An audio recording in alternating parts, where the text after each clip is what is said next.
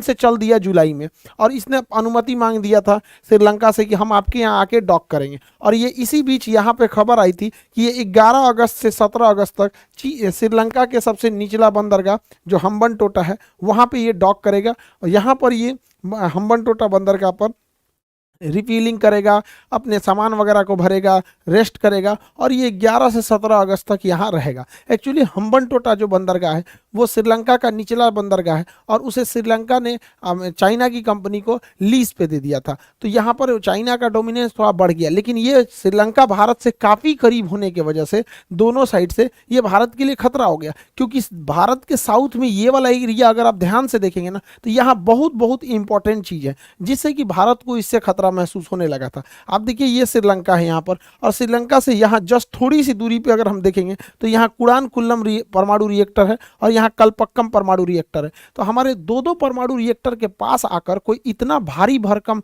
जासूसी जहाज, वो भी 1 हफ्ते तक रहे, जिसका इतनी भयानक मतलब क्षमता है, फ्रीक्वेंसी किसी भी को ट्रैक कर सकता है, इसलिए ये भारत के परमाणु रिएक्टर्स के लिए खतरे थे, क्योंकि एंटीना को किधर भी मोड़ा जा सकता है और ज़मीन पर इसका रेंज बहुत दूर तक का इसका रेंज आ जाता था। तो इसके रेंज में ये आराम से यहाँ से इन पर रेकी की जा सकती थी और एक खुफिया जानकारी चाइना को मिल जाता। इसके अलावा अगर देखिएगा तो यहाँ पर ये सैटेलाइट से टच में रहता है, और सैटेलाइट से टच में रहने के बाद जब इन दोनों को पैरेलली यूज किया जाता है ना, बहुत खुफिया जानकारी को ये लोग जुटा लेते हैं।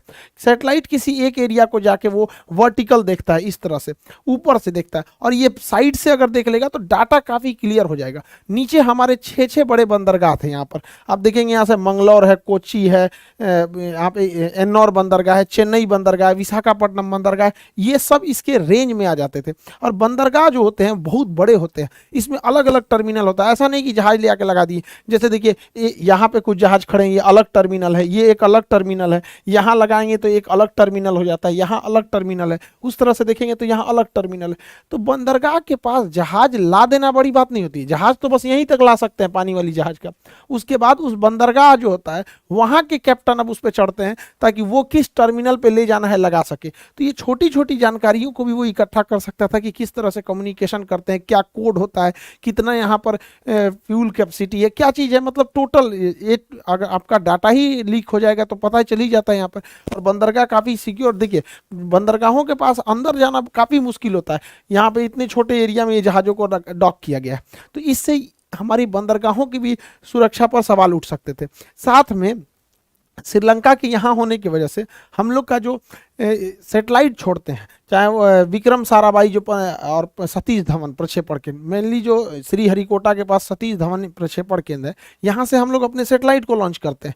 PSLV हो या GSLV है, ये एकदम सेंसिटिव डाटा होता है, और यहाँ से अगर वो लोग ट्रैक कर लेते हैं तो बहुत दिक्कत होगा। जैसे मान के चलिए कि अगर वो श्रीलंका आ गया यहाँ पर और यहाँ से हमारे PSLV GSLV की कुछ खास कम्युनिकेशन को उसने ट्रैक कर लिया, तो अगर हमको पहले से किसी की फ्रीक्वेंसी या कुछ चीज़ों को पता रहता है तो हम लोग युद्ध के समय उसमें साइबर अटैक भी कर सकते हैं। तो युद्ध की स्थिति में अगर ये साइबर अटैक करके इसके पाथ वगैरह को डिस्टर्ब कर सके तो एक बहुत करोड़ों का घाटा लग सकता है। इसलिए हम लोग को इतनी ज़्यादा चिंता थी। ये पास में आने की वजह से एक और चिंता बढ़ जाती है। श्रीलंका के पास ही केरल है, और केरल में हमारे एयरफोर्स का साउथ कमांड का मुख्यालय है तिरुवनंतपुरम में, एयर वायुसेना का दक्षिणी कमांड का मुख्यालय तिरुवनंतपुरम में, वो भी इसी के पास आ जाता है। और साथ में नौसेना का दक्षिणी कमांड कोची, वो भी इसी के दायरे में आ जाता था। इस वजह से भारत की चिंताएं इतनी ज़्यादा थी कि अगर ये पास आके इतने लंबे समय तक रुक जाता है